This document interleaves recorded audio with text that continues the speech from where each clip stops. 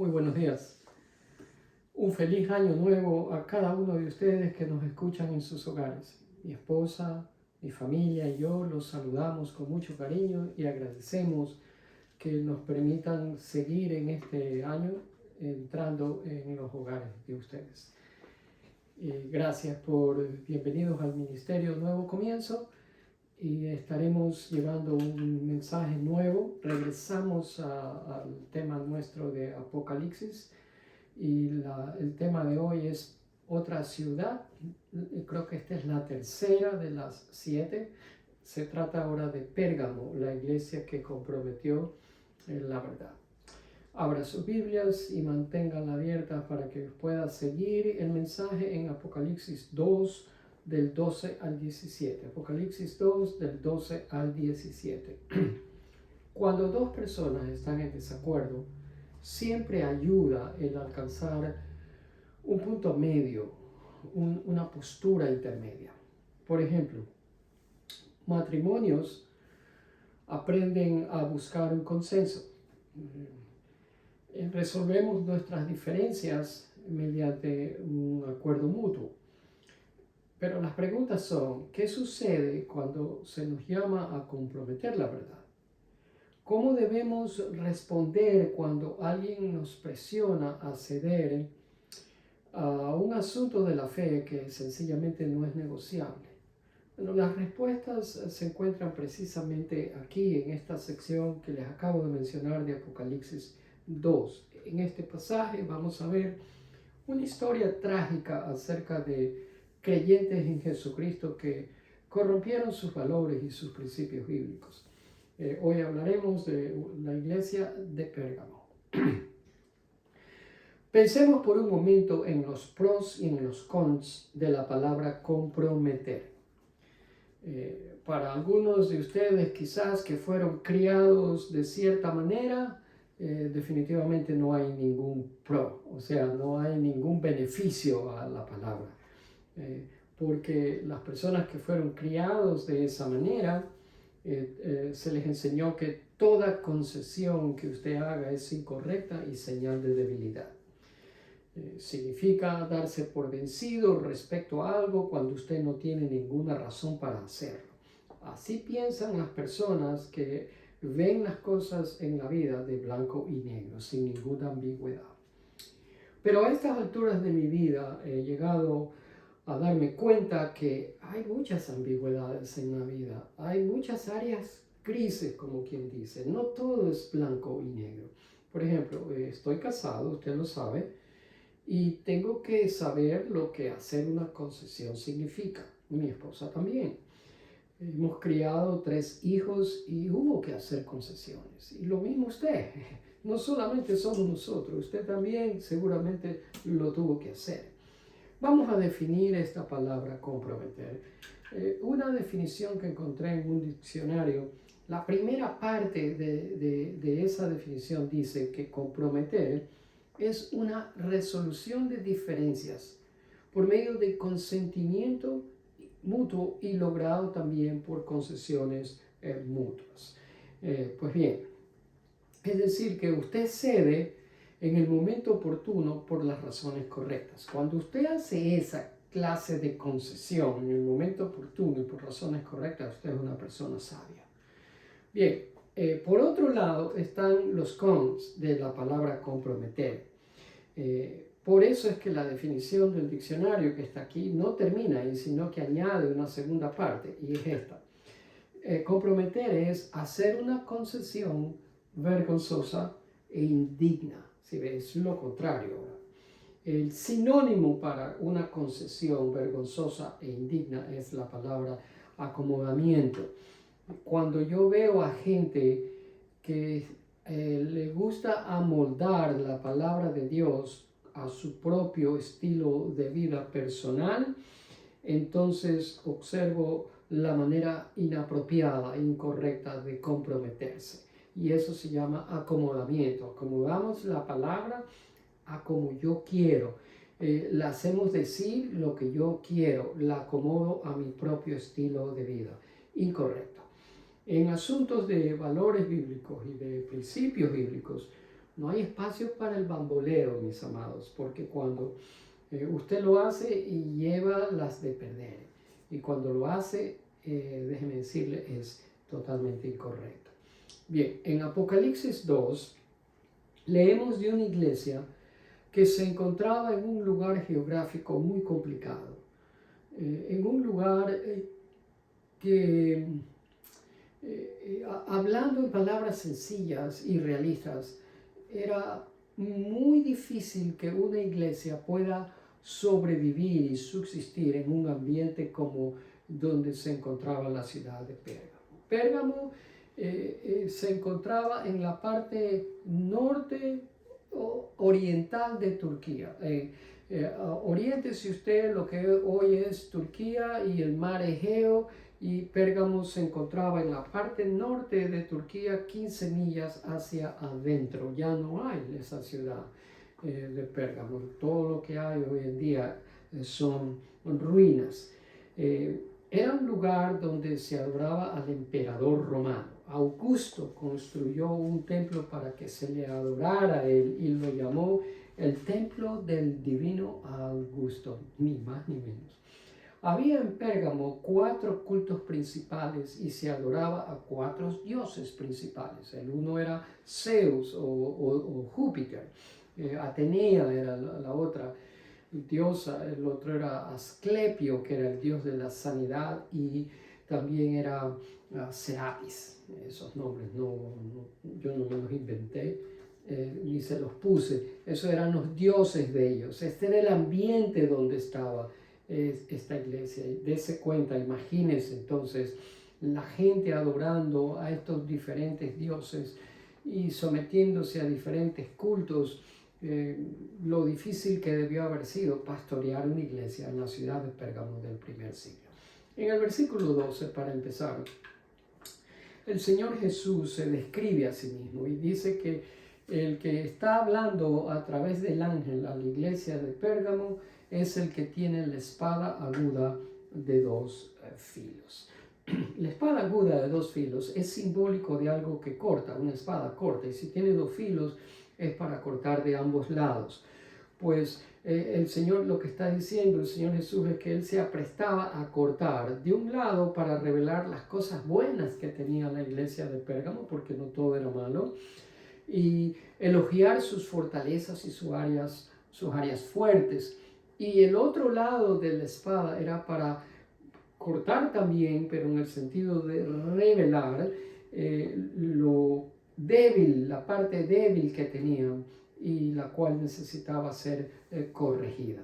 En el versículo 13, después de describirse a sí mismo, el Señor Jesús menciona las fortalezas o áreas fuertes que los creyentes de la iglesia de Pérgamo tenían. El Señor dice: yo conozco dónde habitas. Esta palabra es clave y en el mismo versículo aparece 2 veces.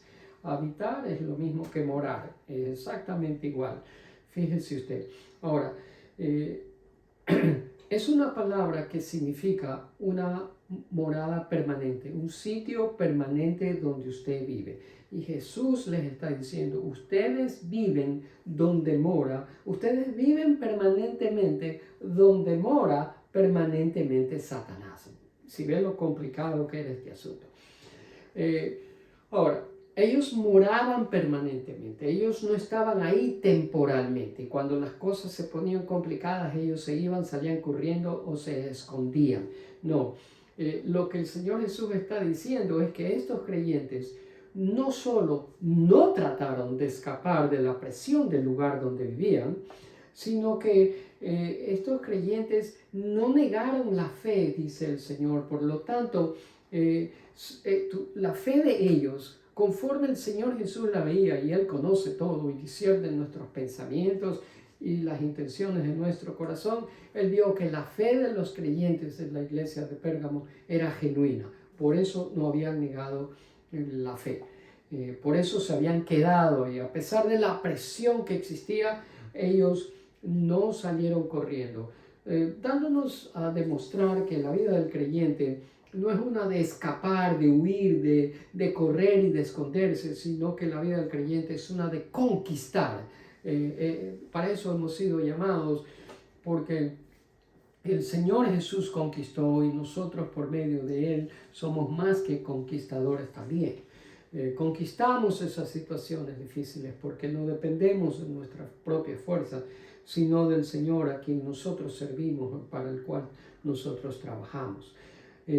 Luego menciona a una persona que se llama Antipas. Esto es todo lo que usted lee aquí, es todo lo que sabemos de Antipas. No sabemos nada más. Lo que nos dice esta parte del versículo es que Antipas fue un mártir de la persecución que la iglesia de Pérgamo sufría. ¿Cómo sé que es un mártir? Porque Juan utiliza la palabra testigo en español, que en el griego es martir, que es de donde nosotros obtenemos la palabra mártir. Y mártir es alguien que muere por una causa y se mantiene firme hasta el fin. Y eso aparentemente había sido Antipas. El punto es que el Señor Jesús les está diciendo: muchos de ustedes han retenido mi nombre, no han negado mi fe, no han negado la fe que fue transmitida a ustedes por medio de los profetas y los apóstoles, y por eso los elogio, les dice el Señor.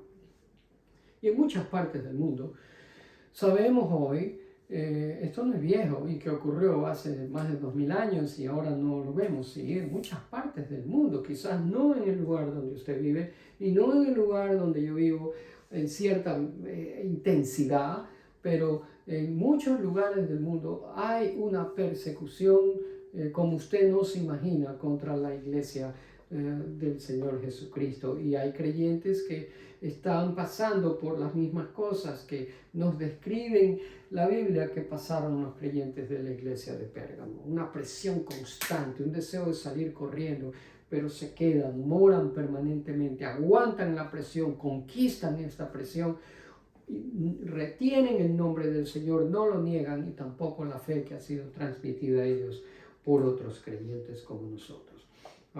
Y el Señor les dice a los creyentes de Pérgamo y a esos creyentes que están sufriendo ahora también: estoy complacido por eso, me deleito a ver la fe de ustedes, eso me honra, porque sé que viven en un sitio que no es fácil vivir, porque ahí vive Satanás. Bendito sea el Señor. Luego, en el versículo 14, en la primera parte, aparece esta palabra que no queremos, no nos gusta oír, es la palabra pero. Quiere decir que ahora viene la parte negativa. El Señor Jesús se apresta a decirles la parte débil de ellos, la que necesitaban mejorar o corregir. Y dice: pero tengo unas cuantas quejas en tu contra. Quizás entre los mismos creyentes que se mencionaron en el versículo anterior, en el 13, que habían retenido la fe, habían algunos que estaban comprometiendo peligrosamente la fe en el Señor Jesucristo. Observe la segunda parte del versículo 14 para ampliar cuáles eran esas quejas que el Señor Jesús tenía contra la iglesia de Pérgamo. Dice que tienes allí, o sea, en la iglesia, dentro donde te congregas, parte del cuerpo de Cristo, a algunos que se adhieren a la doctrina de Balaam, que enseñaba a Balac a poner tropiezo delante de los hijos de Israel, a comer de lo sacrificado a los ídolos y a cometer inmoralidad sexual. Si usted quiere saber más de esto en amplitud, le recomiendo que vaya al libro de Números, capítulo 22 y 23. Yo no voy a ahondar en eso, pero es una historia muy triste de un profeta que quiso maldecirlos con su boca, pero el Señor no se los permitió y nunca lo pudo hacer. Sin embargo, muy inteligentemente y audaz, puso piedras de tropiezo a los hombres israelitas, quienes tenían la orden, la prohibición de parte de Yahweh de no unirse a mujeres extranjeras que tenían otros dioses, porque iban a terminar en idolatría, adorando a los dioses de ellas. Y Balaam, como no los pudo maldecir, le dijo a Balac que le pusiera a los israelitas mujeres extranjeras, y de esa manera ellos iban a caer por su propio peso, y así fue. Es decir, que el haberse unido a mujeres extranjeras y haber caído en idolatría delante de Yahweh, el Señor, Eso les hizo perder al pueblo de Israel su identidad, su distintiva, y los llevó a cometer idolatría espiritual. Ahora, de nuevo, ¿qué pasaba en la iglesia de Pérgamo? Que ellos toleraron esta clase de enseñanza y de doctrina. Hicieron concesiones inapropiadas, se dieron cuando no tenían razón para hacerlo y no se molestaron en rechazar esta falsa enseñanza. Como quien dice, miraron para el otro lado y se hicieron de la vista gorda. El versículo 15 dice, asimismo, tú también tienes a los que se adhieren a la doctrina de los nicolaitas. Esta era otra área débil que tenían los creyentes de esta iglesia. ¿Cuál era esta doctrina a la cual se refiere Juan? Pues tal parece que puedo estar equivocado, pero haciendo un poco de investigación, me pude dar cuenta que tal parece que este era un culto que empezó con la idea de que había una separación, una diferencia, una distancia, un hueco entre el clero y el laicado, la cual empezó a hacerse más notoria alrededor del siglo IV, cuando comenzaron a construirse edificios, templos de la Iglesia Católica, de tal manera que dentro de esos edificios había una gran brecha, un gran espacio, una gran distancia entre donde se encontraba el altar, donde el sacerdote ministraba, y los asientos donde la gente, el laicado, se sentaba. Si alguna vez usted ha estado en Europa y ha visitado templos católicos de allá, pudo haber observado quizás en esos lugares que el clero, los sacerdotes, ministraban desde una área que se encontraba distante a donde se encontraban las bancas de la gente, donde se sentaba para el servicio de adoración a Dios. La Biblia entonces era leída en un idioma muerto, el latín, que solamente era conocido por los sacerdotes. El pueblo no sabía el latín, por lo tanto lo que oía era algo extraño en sus oídos que ni siquiera ellos entendían. Y como la Biblia no estaba disponible, entonces eran totalmente ignorantes a la palabra de Dios. Bueno, es decir, esto les permitía mantener al pueblo en ignorancia, y de esa manera el clero no rendía culto a nadie, no rendía cuentas a nadie. ¿Por qué? Porque la palabra de Dios no era conocida por la gente, porque de haber conocido la palabra de Dios, entonces la gente les hubiera dicho, ustedes están mal, eso no es lo que la palabra dice. Pero como ellos mantenían al pueblo en ignorancia, hacían lo que les daba la gana. Algo así estaba pasando en la iglesia de Pérgamo también en el primer siglo. El liderazgo estaba llevando un estilo de vida que no podía ser cuestionado por nadie, porque nadie podía decir si estaban correctos o equivocados. Así que la iglesia de Pérgamo permitió eso. Y eso era un área débil que el Señor Jesús la observa y les llama la atención y les manda a corregir. Ahora, ¿qué hubo de malo en esto? Pues muchísimo, porque se dieron, hicieron concesiones, transigieron, comprometieron la verdad de la palabra de Dios. Dijeron, ¿sabes qué? No nos molestemos en eso, ignoremos, no nos metamos en esa cosa. Eso fue una postura muy fácil, muy vaga, muy ociosa, en vez de confrontar el asunto y llamarlo como lo que era. Esa fue una debilidad de parte de los creyentes. El versículo 16 dice, por tanto, esta es la llamada de atención, arrepiéntete, pues de lo contrario vendré pronto a ti y pelearé contra ellos con la espada de mi boca. Y termina diciendo, el que tiene oído, oiga lo que el Espíritu dice a las iglesias. Al que venza le daré de comer del maná escondido. Pero volvamos al 16. La advertencia es arrepiéntete. ¿Por qué? Porque viene juicio. Nunca tome a la ligera el juicio de Dios. El Señor no se agrada, no estaba complacido por las falsas doctrinas que los creyentes de la iglesia de Pérgamo estaban permitiendo que se enseñara entonces. Y por lo tanto el Señor les advierte que si no corregían esa anomalía, consecuencias de juicio les iban a venir. ¿Por qué? Porque el Señor es un Dios celoso y Él presenta batalla con todo aquel que está en su contra.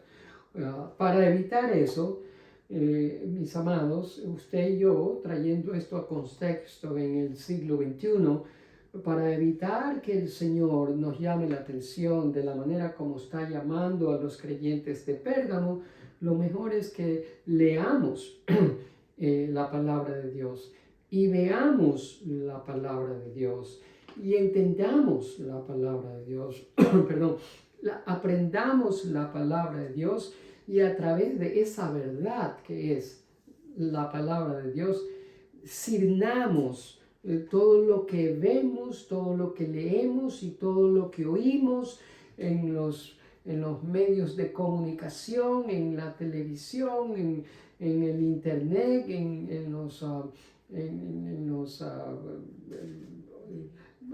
esas aplicaciones como TikTok y todas esas cosas en donde se habla mucha basura.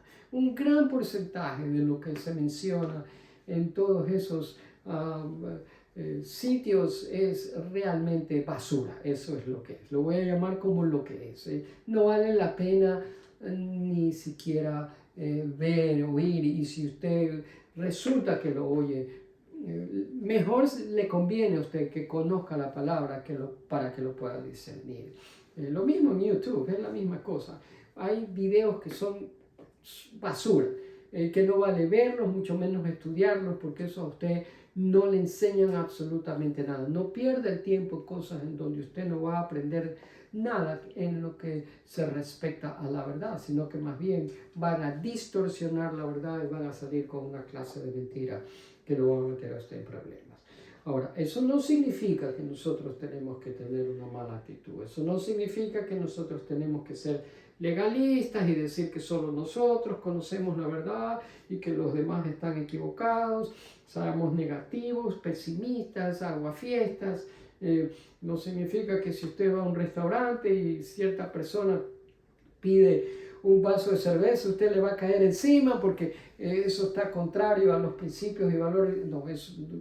No estoy diciendo nada de eso. Significa que usted llega a tener, porque conoce la palabra, llega a tener principios y valores y convicciones bíblicas que son verdad y que no son negociables y que no podemos ceder a la presión del mundo cuando nos pidan que hagamos concesiones con respecto a algo que sabemos que es la postura del Señor.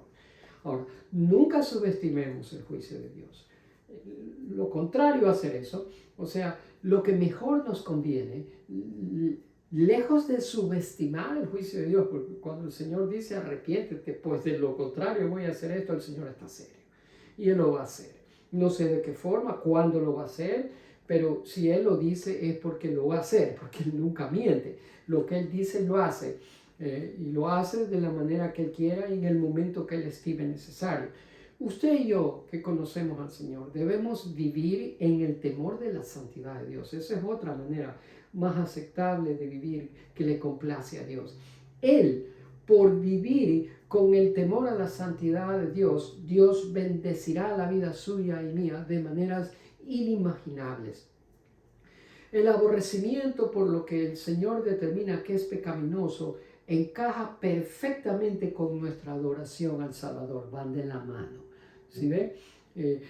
Necesitamos aborrecer lo malo a la vez que vamos a adorar a Dios. Eso le agrada a Dios. Pero yo no puedo agradarme de lo malo y tratar de adorar a Dios porque hay una tremenda distorsión de la verdad y no podemos reconciliarlo uno con lo otro. El Señor Jesús no come cuento. Así que el versículo 17 menciona maná, es una comida divina, no hay mucho que explicar ahí. Luego termina el 17 y le dice que le daré una piedrecita blanca, que significa perdón. La piedrecita negra significa en términos bíblicos condenación. Y también nos dice que nos va a restaurar. ¿Dónde dice eso? Pues te voy a dar un nombre nuevo, es decir, una nueva identidad. Así que, mis amados, esto es una tremenda promesa. Yo no me puedo imaginar el alivio que experimentaremos en nuestras vidas cuando resolvamos el asunto de una vez por todas de ceder y transigir y hacer concesiones con la verdad. La iglesia de hoy lo está haciendo, está transigiendo con la verdad. La ha dejado la verdad de Dios a un lado para creer la verdad de hombres. Y eso Dios no le agrada. Dios está enojado con la iglesia de hoy, precisamente porque está haciendo lo mismo que hizo la iglesia de Pérgamo. No podemos transigir con la verdad. A la verdad bíblica de Dios, eso es blanco o negro, y no podemos en ningún momento decir y acomodarla y hacernos de la vista gorda cuando se trata de transigir con la verdad del Señor. 4 realidades. El hacer concesiones, el ceder, no viene de repente. Empezamos por algo, por cositas pequeñas, y luego vamos subiendo hasta que nos da la gana de apoyar a un presidente que solamente habla mentiras. Y llegamos así de cosas grandes, pero eso no empezó así, eso empezó de cosas pequeñas. Eso es una realidad. Número 2, el hacer concesiones baja nuestras normas de vida. Pues claro, baja nuestro estándar. Vamos a creer en tonteras. Todo lo que usted va a leer lo va a creer sin discernirlo, sin saber separar si es verdad, mentira, verdad o falso. El número 3 es el hacer concesiones. Es a menudo el primer paso hacia la desobediencia. El pueblo de Israel hizo concesiones. Se unieron con mujeres extranjeras cuando sabían muy bien que no podían hacer. Un besito por aquí, otra cosita por acá, y desobedecieron all the way. Todo hasta el último, y cayeron en una idolatría que hizo a Dios, el juicio de Dios venir sobre ellos. Bien, ahora, usted me pregunta, sí, pero ¿cómo tenemos que vivir? ¿Cuál es el deseo central de Dios? Levítico 19:2 lo dice, yo no. A mí no me crea. Crea Levítico 19:2. ¿Qué dice? Da las siguientes instrucciones a toda la comunidad de Israel. ¿Cuál era la instrucción? Bien sencilla. No hay nada de complicado en estas instrucciones. No le da una lista de muchas cosas que después usted no va a poder memorizarse y no va a poder saber qué hacer. Es una sola. Y dice, sé santo, porque yo, el Señor, tu Dios, soy santo. Ese es el deseo central de Dios para todo el que cree en Jesucristo como Señor y Salvador de su vida. Si usted cree en Jesús de esa manera, y yo lo creo, este es el deseo, el propósito central de Dios para nosotros, el de ser santos como Él es santo. ¿Qué significa eso? Ser apartado, ser separado, ser único, ser distinto. De ahí que es importante reflexionar en este aspecto de la santidad de Dios, porque la cultura y la sociedad en que nosotros vivimos es parecida a la de Pérgamo, no es menos que la de Pérgamo. Podríamos decir que es hasta peor, porque la población se ha aumentado y ahora se ven cosas que en Pérgamo no se veían y son peores. Necesitamos por eso traer la verdad de la iglesia de Pérgamo del primer siglo a nuestro contexto del siglo XXI. Y luego de eso necesitamos mirar hacia nuestro interior y ver si hay algo insalubre, malsano, algo dañino, un compromiso poco saludable en nuestras vidas, con lo cual necesitamos empezar a trabajar lo más pronto posible y resolverlo. Por lo tanto, cuando miremos hacia adentro, nos vamos a preguntar cuáles son esos compromisos en la manera que, por ejemplo, gastamos el dinero, que empleamos el tiempo, qué hacemos con nuestro tiempo, qué hacemos con nuestros talentos, qué hacemos con nuestros recursos, cómo tratamos a la gente, a qué clase de entretenimientos me gustan, qué significado, qué importancia, cómo veo las escrituras, la palabra de Dios hoy en día frente a las diferentes tentaciones y lo que la sociedad de hoy día me dice que yo tengo que creer y hacer. Todo eso tenemos que filtrar. Es necesario que pensemos en esa cosa para ponernos a cuentas con la verdad del Señor, el cual quiere que nosotros no transijamos con ella. En otras palabras, mis amigos, y con eso termino, necesitamos fertilizar nuestra alma con la verdad de Jesús. La iglesia ha perdido eso. No hay ese fertilizante. No hay pasión por las cosas de Dios hoy en día. En general, estoy hablando en términos generales, es verdad, y es una pena. Necesitamos matar esa hierba mala con un continuo arrepentimiento, porque constantemente estamos pecando delante de Dios, nos estamos apartando y haciendo cosas incorrectas que a Él no le agradan. Incline su rostro para orar. Padre, como parte de tu iglesia que soy y que somos, mi familia y yo, quiero y queremos permanecer fieles a ti, no importa qué. No importa la cultura, la sociedad, los tiempos, la ciudad, el ambiente, la morada en la que nosotros residimos. No quiero hacer concesiones que vayan en detrimento de los principios y valores en los cuales creo y creemos como familia tuya. Ayúdanos a mantenernos alertas contra esas concesiones dañinas que ofenden tu santidad y nos apartan de ti. Y solo puedo hacer eso, Señor, por medio de tu sabiduría, tu fortaleza y tu gracia. Por eso en esta mañana venimos delante tuyo a reconocer que a menos que tú nos des un claro discernimiento y que tu Espíritu Santo nos ilumine la mente, no vamos a poder separar y discernir lo que está sucediendo alrededor nuestro y vamos a ser llevados por cualquier viento de doctrina y por cualquier cosa que parezca verdad, pero la realidad es que eso va a ser un acomodamiento fácil y ocioso cuando tú nos llamas es a retener tu nombre, a no negar la fe y a pararnos firmes en lo que creemos y sabemos que es la verdad tuya. Gracias por redarguirnos y convencernos cuando estamos mal. Oramos por nuestros hijos que recién están aprendiendo, para que la fe nuestra sea transmitida de una manera que les haga diferencia en sus vidas y les haga impacto. Protégenlos, mi Dios, protege sus mentes, porque ellos están expuestos con una mente que recién está nutriéndose de las cosas que ven, están observando más cosas incorrectas que las que de verdad deberían ellos de aprender. Por lo tanto, necesitan de tu ayuda, de tu protección, de tu dirección y de tu luz. Clamamos a ti por tu presencia y tu paz durante estas semanas, Señor. Te esperamos que vengas a nuestro rescate, que seas tú nuestra defensa, que seas tú nuestra ayuda cuando te necesitemos y te busquemos, que tú nos digas, queremos oírte decir, aquí estoy. Bendito Padre Celestial, te amamos, te damos a ti el honor, la gloria y así queremos vivir. Que tú recibas toda la adoración y la alabanza de nuestros labios hoy y siempre y en todo momento y lugar. Te agradecemos por tu gracia, por tu bondad y tu compasión con que nos tratas. Recibimos, mi Dios, tu bendición, recibimos tu presencia y tu paz. Te bendecimos y adoramos en el nombre de Jesús. Amén y amén. Gracias una vez más. Comparte el enlace. Hábleles a otros que este mensaje le fue de bendición para usted y mándeselos. El próximo domingo, con la ayuda de Dios y por su gracia, estaremos de vuelta con ustedes. Mi esposa y yo los saludamos. Les deseamos una feliz semana. Que Dios les bendiga.